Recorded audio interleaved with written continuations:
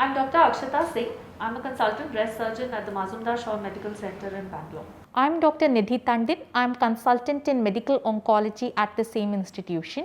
I'm Dr. Saurabha Kumar, consultant radiation oncology at Narayana Health City. Today we'll be discussing a few things about breast cancer. Dr. Nidhi, tell me, how do you screen for breast cancer? What investigations should women do if they want to rule out breast cancer? So Nidhi, tell me, what are the sort of investigations or precautions that women should take if they want to rule out breast cancer? International guidelines suggest that a mammography of both the breasts should be performed once every 2 years above the age of 50 years. However, this is Western data. It is difficult to access in Indian population. So what is recommended in Indian guidelines is at least do a clinical breast examination by your physician once every year. There are certain population which are more have a higher risk of getting breast cancer, like a family history with 2 or more relatives having breast cancer, any history of breast as well as ovarian cancer in the family, a male relative with breast cancer. These are the population in which the relatives are more at risk of breast cancer, and they should definitely go for a mammography or MRI of breast.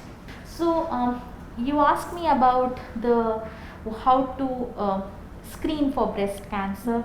What to do if a woman finds a lump in the breast? I think the most important thing we have to remember is that you should not panic. The natural tendency or the natural behavior of women is first thing they will do is they'll probably go on the internet, they will do a Google search, and they'll be absolutely convinced that what they have is breast cancer. So I think the most important thing is to understand that most lumps are not cancerous. The basic evaluation of a lump in the breast should be done by your clinician and not by you sitting at home in front of a computer. What is most commonly followed by clinicians across the world is it's based on the principle of clinical examination, where you are thoroughly checked, some form of radiological imaging, so either an ultrasound or a mammogram, and then your clinician may recommend a needle test, so either a fine needle aspiration or maybe even a biopsy. And it is on the basis of all these results, these 3 results, that we actually come to a basic or a provisional diagnosis as to what this lump can be. So Saurabh, tell me, how would you stage, what is staging of breast cancer, or how do you decide what is the seriousness of this cancer that the lady has? So staging is basically, it has 2 components. One is the clinical evaluation, that is to see clinically by the doctor himself or the team to check whether the disease is just localized to the breast, whether within the breast it is, in which quadrant it is there, and how much it is, whether it's involving the underlying chest wall, whether it's involving the skin, and what is the extent of spread. So spread can be to the lymph nodes, which is there in the armpit or in the neck, and then the next part is when it starts spreading to distant locations like the lung, brain, liver, all those things. So that is called systematic metastasis. So based on this, we would classify them, and also investigation. So this is what is the clinical part, and then the investigation part, where you get ultrasound or mammogram to see the local part of it. There you can go for CT scan or PET CT scan for evaluating the systemic part, also the axillary part, where how much of the lymph nodal spread has occurred to the armpit or this one. Of late, there is a increasing role of PET scan, where you try to see whether there is any distant metastasis. We have seen a lot of cases where the lesions are pretty small, you think that it is very localized, but then you end up seeing that there are distant metastases. So PET scan can be a boon sometimes, and sometimes it can be confusing also. So I think that decision has to be based on each and every individual, each and every patient. The clinician has to take that call. Absolutely. So after that, we will come to an idea what is whether it's a early breast cancer that is very much localized to the breast, or only to few nodes in the armpit, or if it is locally advanced. When it's a little bit more, there are more involvement of the lymph nodes or the local involvement, and then there is metastatic disease where it has already spread to distant location. Right.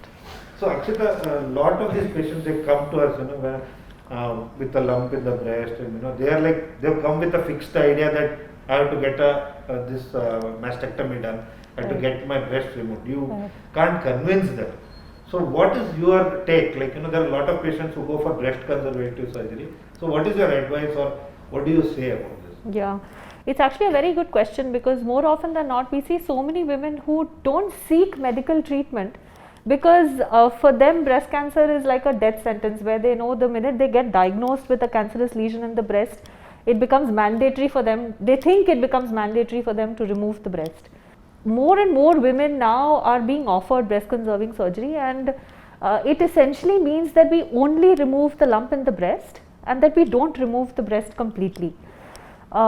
It's a common misconception that if you remove the breast, the cancer will not come back, or that if you remove the breast, you will not need any other forms of treatment like chemotherapy or hormone therapy.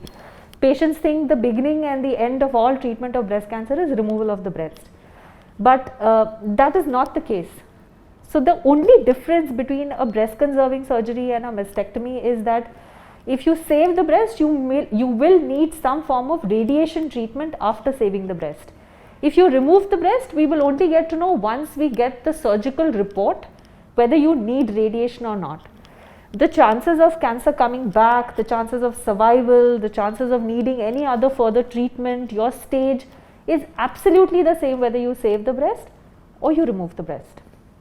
What are the things, Nidhi, that sometimes women come to us with very large tumors in the breast, and they may not necessarily be what is called as locally advanced stage 3, but they could be somewhere in stage 2 where the tumor is fairly large, and if we save the breast, we may not be able to give a good cosmesis to the lady. So in situations like that, where the lady really wants to save the breast, but because of the size of the tumor we are unable to, what can be done in cases like this? How does a medical oncologist help us in cases like this? So breast cancers are very responsive to chemotherapy, and most of the breast cancers need some form of chemotherapy except in very early stage. So if this chemotherapy in certain situation, which will be judged by a breast surgeon like you, can be given before the surgery instead of giving it after the surgery, we might shrink the tumor and make it more susceptible to a breast conservation surgery. Apart from chemotherapy, we have options of targeted therapy in patients who are suitable for targeted therapy, in which the response may be even better. Even if the patient is elderly or has comorbidities or is unfit for chemotherapy and is strongly hormone receptor positive, there are some studies which say that even hormone therapy can be used to shrink the tumor. What is also important is the response to such kind of therapy, whether it is chemotherapy or targeted therapy or hormone therapy, after this, in the surgical specimen, after the surgery has been performed, helps us to tell how good the patient is going to behave in the future. What I want to stress, however, is a lot of patients feel that once the lump has disappeared after chemotherapy, they do not require surgery, and that is a very wrong misconception. Breast cancer does need surgery, and it is a very important, in fact the most important part of the treatment, even if you cannot no longer feel the lump after the therapy. This is about chemotherapy. Dr. Saurabha, what about radiation therapy, and are there any new advances in radiation therapy in breast cancer? So radiation, the whole idea of radiation is like, it is kind of, it adds to the surgical part. So it's a component of the local therapy. So after surgery, we usually recommend radiation. So it can be either the subset of patients who require radiation after a mastectomy is very minimum. But if you do breast conservation therapy, where you preserve the breast, radiation is an absolute must. So it's like a component, it's breast conservation therapy. So radiation has to be done. Previously we used to have a long protracted course of radiation, close to 33 sittings, including the boost and everything. But now it has become very precise, it's become more the whole duration of treatment has been brought down to close to 4 weeks. Now there are even studies where you can do it for 2 weeks also, though it is still under evaluation. Probably in the coming few years, maybe it will further be shrunken down to 2 weeks itself. So as and when we progress ahead, we have to be more precise. We have to be more careful about treating the lungs, heart, everything also. That is because there is some dose which will go when you treat the chest wall or the breast. Heart and lung can get. So there are advanced techniques. There are breath holding techniques. There are techniques where you can hold the breath and treat only in that phase of breathing. So this way, what we will do is we will be treating only the chest wall and minimizing as much dose to the heart as well as the lungs. So this is called ABC, airway breath coordination technique, or deep inspiratory breath hold techniques are there. So these are the various technology we use to be more precise and reduce the dose to the normal tissue. So this is what. And also for very early breast cancer, very small lesion less than 3 centimeter, intraoperatively itself we can assess. If it is feasible, we put intraoperative catheters or tubes and we'll be able to shoot just that area around the lumpectomy cavity. There is no need to treat the whole breast or the axilla and other areas. So this has been found effective and it is equivalent to that of doing the regular radiation. The advantage of this is the treatment will finish just while Akshita has finished her surgical planning everything, and when she's about to remove her stitches everything, this treatment is also done. It's a short course, it is just for 5 days, and the treatment is done, and then if required chemotherapy, everything can be given. There is no need to come back for radiation after the chemotherapy. So that is one great advantage of doing brachytherapy. But it is very much, it's a very specific. It is very group specific of to a very subset of patients. But it is feasible and it is very good. That kind of, because a lot of people are confused because this kind of facility may not be available, or the techniques are also not available. Sometimes patients get confused about what is radiation. So radiation is just X-rays. There is no burning or no heat or anything. It's X-rays treating, and in breast cancer we don't treat the tumor per se. We are just treating post-operatively for the microscopic disease which might be harboring in the local area. And it's not painful. It's not painful. Probably that's why I tell all our patients this is the most simplest treatment in the breast cancer process. So the other thing, what I usually all the patients ask is about metastatic breast cancer. They are always scared. They see the PET scan report and they're like lost half the battle. But that is not the case. So we see that a lot of patients are doing well even in metastatic settings. So what is the newer things in this, and what is the outcome? Nidhi, maybe you will be able to explain better.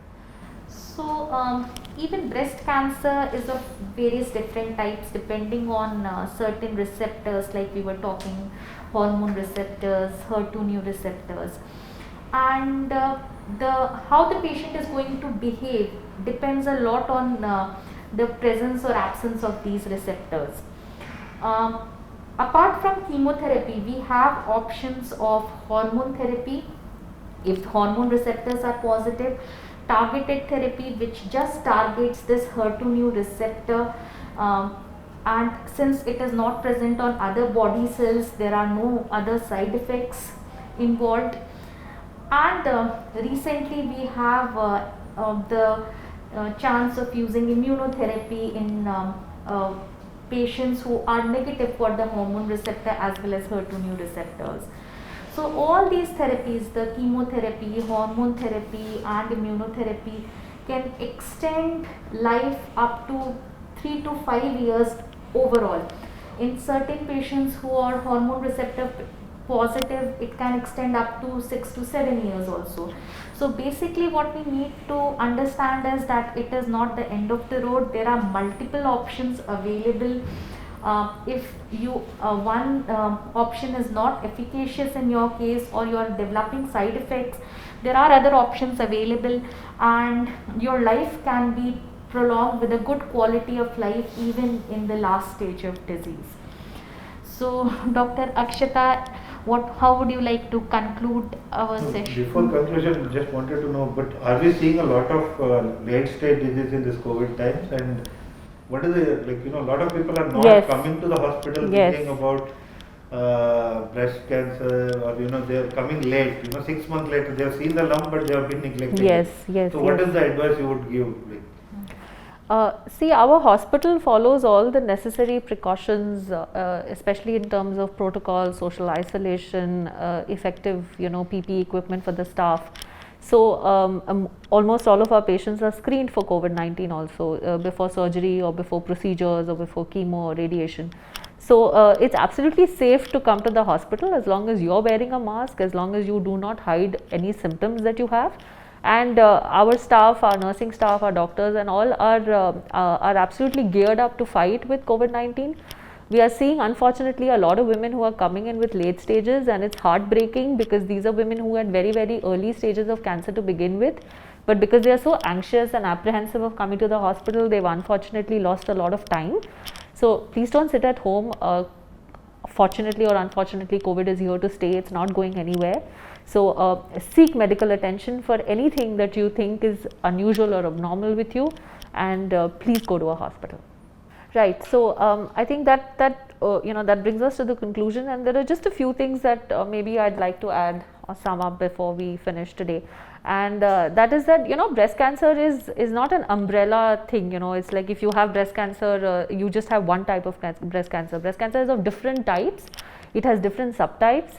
Not everybody is treated in the same way. Your treatment may vary differently from the person sitting next to you. We try and ensure that we treat everybody with a personalized approach. It's a tailor-made approach. Not everybody gets the same thing, and that also helps us get better survival prognostic advantages for our patients. Being scared of treatment is something that's very, very natural. So you must be open with your clinician. You must ask them questions. You should not assume that this is what chemotherapy does, or this is what radiation does, or this is what is going to happen in surgery. Speak up to your clinicians. I don't think anybody is going to be very upset with you if you're going to ask questions. It's always good to ask questions rather than sit at home and fretting over them. And always remember that early detection saves lives. So if you have anything that's unusual in the breast, that's new, that was not there last month, please go to a hospital.